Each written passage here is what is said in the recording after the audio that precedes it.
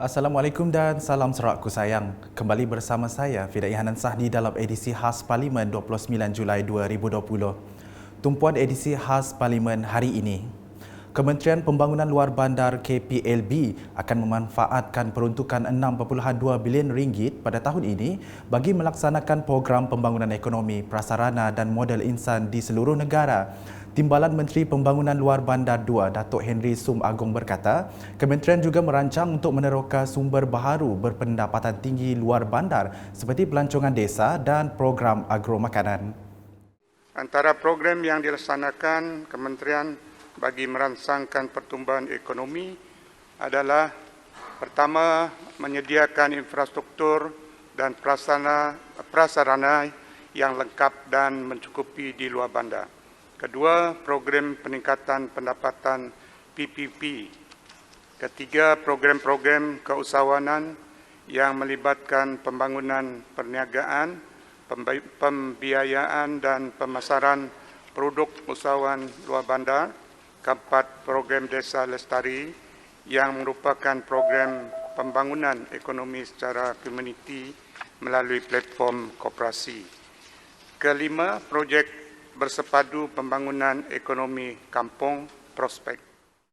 Bercakap semasa menjawab soalan Ahli Parlimen Sabak Bernam, Datuk Muhammad Fasiah Muhammad Fakih dalam persidangan Dewan Rakyat hari ini. Beliau berkata daerah yang berpotensi untuk pembangunan industri bersesuaian akan turut dikenal pasti.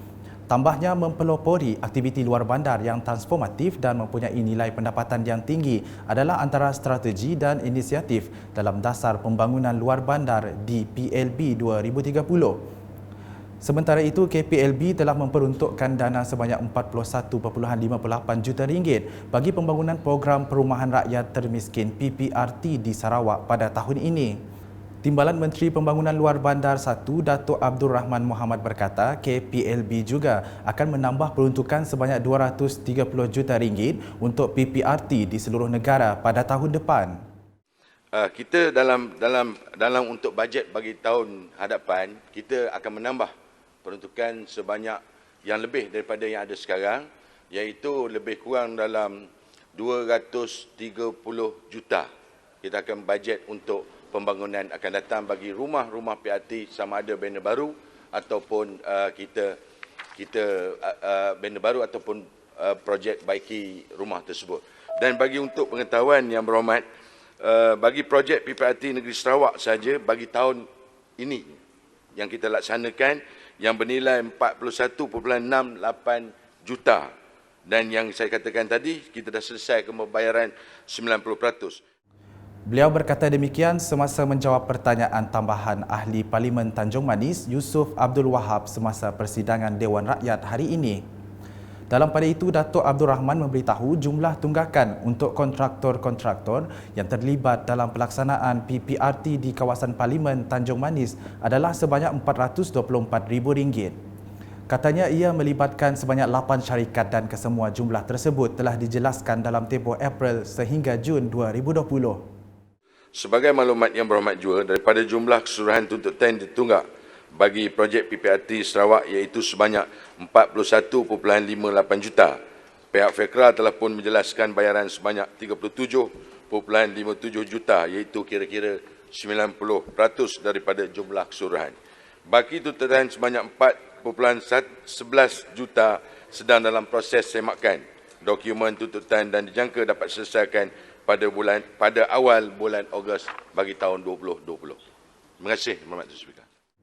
Laporan seterusnya, Kementerian Kejaraya KKR telah menetapkan semua jalan-jalan di bawah selenggaannya di Sarawak Zero Potholes atau sifar jalan berlubang mulai Jun 2020.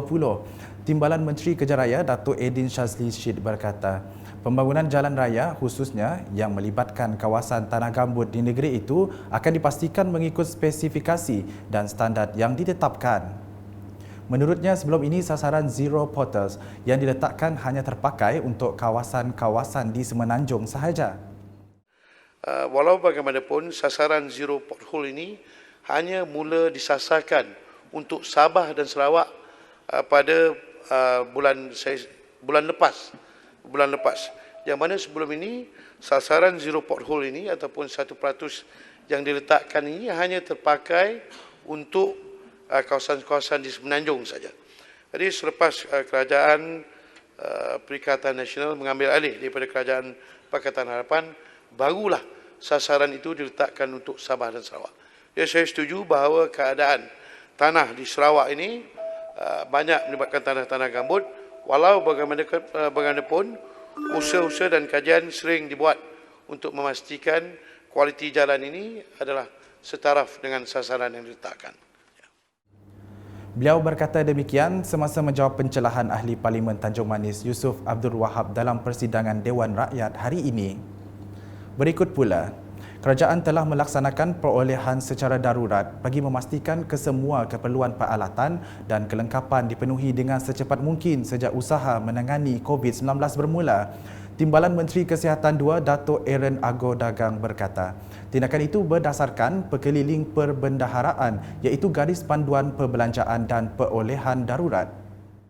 Melalui prosedur ini, Kementerian telah berjaya memperolehi sebahagian besar keperluan peralatan dan kelengkapan yang diperlukan dalam menghadapi COVID-19 walaupun kita berdepan dengan kekurangan sumber dan juga saringan secara global. Bercakap semasa persidangan Dewan Rakyat pada Selasa, beliau berkata terdapat lebih kurang 182 syarikat pembekal dilantik kerajaan untuk perolehan darurat selain setiap bekalan yang diperlukan adalah kelulusan daripada Kementerian Kewangan. Kementerian Kesihatan Malaysia telah melantik syarikat Kesanah Jaya Selendau Berhad bagi membekalkan peralatan, reagen dan consumable dan juga lab mitigation yang menggunakan BGI Genomics, satu lab yang kita telah dapatkan daripada China. Dan kos perolehan ini seperti yang disebut oleh YB adalah 30.5 juta. Dan ini kita telah pun dapati dalam bulan Mei tahun ini. Sekian bersama saya Fida Ihana Sahni dan kru penerbitan. Untuk mengetahui berita-berita terkini Sarawak setiap hari, layari UKAS channel di YouTube atau melalui Facebook, Instagram, Twitter dan aplikasi Telegram Buletin UKAS. Sentiasa amalkan penjarakan sosial dan patuhi SOP yang ditetapkan. Salam UKAS.